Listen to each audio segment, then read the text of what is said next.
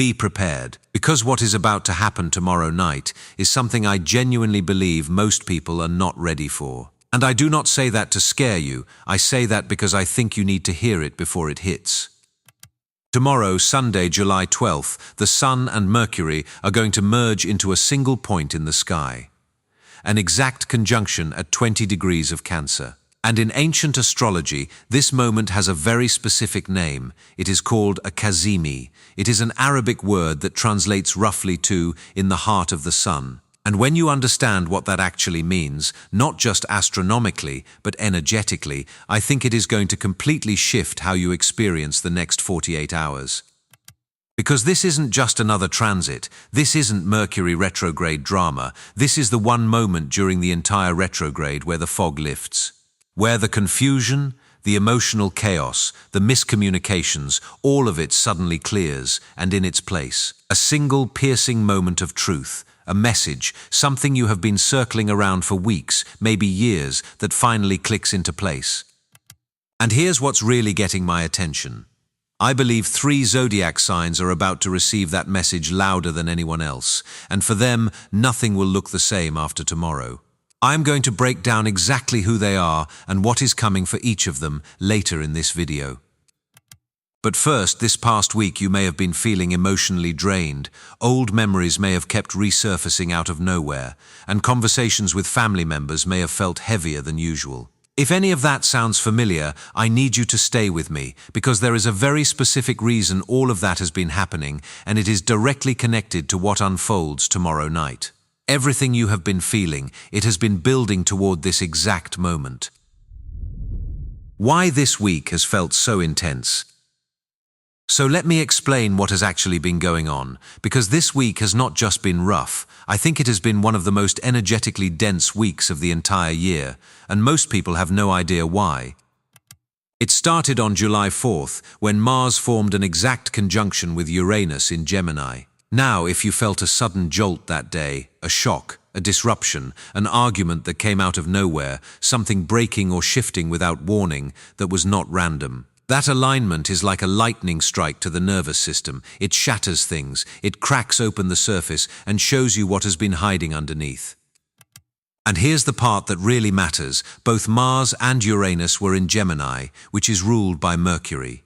So all of that explosive, chaotic energy, it got deposited directly into Mercury's hands. But Mercury is retrograde in Cancer, which means your mind couldn't process any of that logically. It had to process it emotionally, and if that felt overwhelming, you're not alone.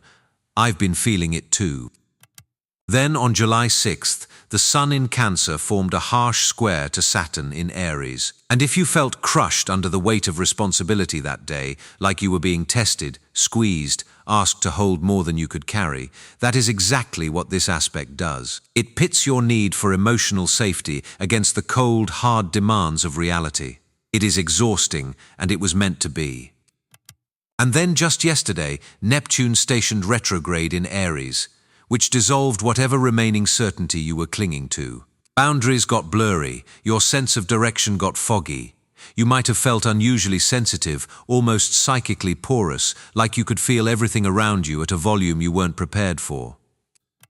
So by the time we arrive at tomorrow, you have been through a week of shocks, limitations, and dissolving boundaries. And I think all of it was designed to bring you to your knees just enough that you would finally be willing to hear what the Cazimi has to say. Because the message it carries, I do not think it arrives for people who are comfortable. It arrives for people who are ready. What a Cazimi actually is, and why tomorrow's is so rare. Okay, so let me break this down, because I think understanding the mechanics makes this so much more powerful. During Mercury retrograde, Mercury is technically weakened. In traditional astrology, when a planet gets too close to the Sun, it enters a state called combustion. It is like being scorched. The planet cannot function properly. It is blinded by the Sun's light, and that is why retrogrades feel the way they do. The miscommunications, the tech glitches, the emotional confusion. Mercury is essentially operating in the dark. But here's where it gets fascinating. There is one single exception, one brief window where everything flips. When Mercury reaches the exact degree of the Sun, not close, not nearby, but the precise mathematical center, something extraordinary happens. Instead of being burned, Mercury is welcomed into what ancient astrologers called the throne room of the Sun. It is purified, renewed, flooded with solar power. And for a few hours, the planet that has been stumbling in the dark suddenly operates with absolute brilliance. The confusion vanishes, the fog lifts, and what comes through is sharp, undeniable clarity. Now, here's why tomorrow's Cazimi is particularly significant. This is what is called an inferior conjunction, meaning Mercury is passing directly between the Earth and the Sun. It is the closest Mercury gets to us during its entire cycle. And because of that, the effects aren't abstract or distant, they're deeply personal, visceral, internal. Think of it like a new moon, but for your mind, old mental patterns get incinerated. Outdated beliefs, inherited narratives, the stories you've been telling yourself for years, they burn away, and in their place, a completely new cycle of understanding begins.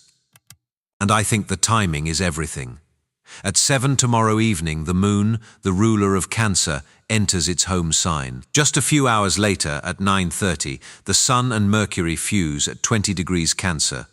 So the Cazimi happens with the moon co-present in its own sign, which means the emotional power of this moment is amplified beyond what we would normally expect. This isn't just clarity. I believe this is clarity that you feel in your bones, in your body, in the places where logic doesn't reach. The message won't come the way you expect.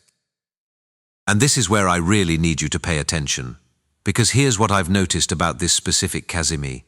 The insight it delivers doesn't arrive the way most people think it will.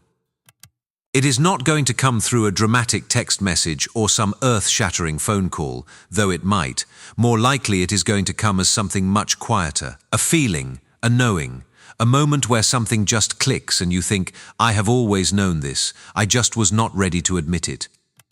Because this Cazimi falls in Cancer, the sign of memory, of ancestral roots, of the emotional body, the truth it reveals is not new information. I think it is something you have carried inside you for a very long time. Something your conscious mind has been rationalizing away, explaining around, building walls to avoid. And tomorrow, for a brief window, those walls come down, not violently, not dramatically, they just dissolve. And what is left is this quiet, undeniable inner knowing that hits you right in the center of your chest, the kind of truth your body recognizes before your brain catches up. Some of you will feel it as grief, some as relief, some as both at the same time. And if that happens, if you find yourself suddenly emotional for reasons you can't quite explain, don't fight it. I really believe that is the Cazimi doing exactly what it is supposed to do. The ancient Sabian symbol for this exact degree, the 21st degree of Cancer, is described as a prima donna singing. A performer stepping onto the stage and commanding the entire room with the raw power of her voice. And I think that image tells you everything you need to know about what tomorrow is asking of you. It is asking you to stop hiding, to stop swallowing your truth, to stop performing the safe, edited version of yourself, and instead to speak what you actually feel with the kind of conviction that does not apologize, that does not shrink. But here's the shadow side, and I think this is important. The prima donna can also overplay her role. She can dramatize for the sake of attention. She can manipulate through emotion. So the real question the Cazimi is asking is this. Where is your voice authentic, and where is it just noise? Where are you speaking from genuine truth, and where are you performing pain to avoid real vulnerability? That distinction is everything tomorrow.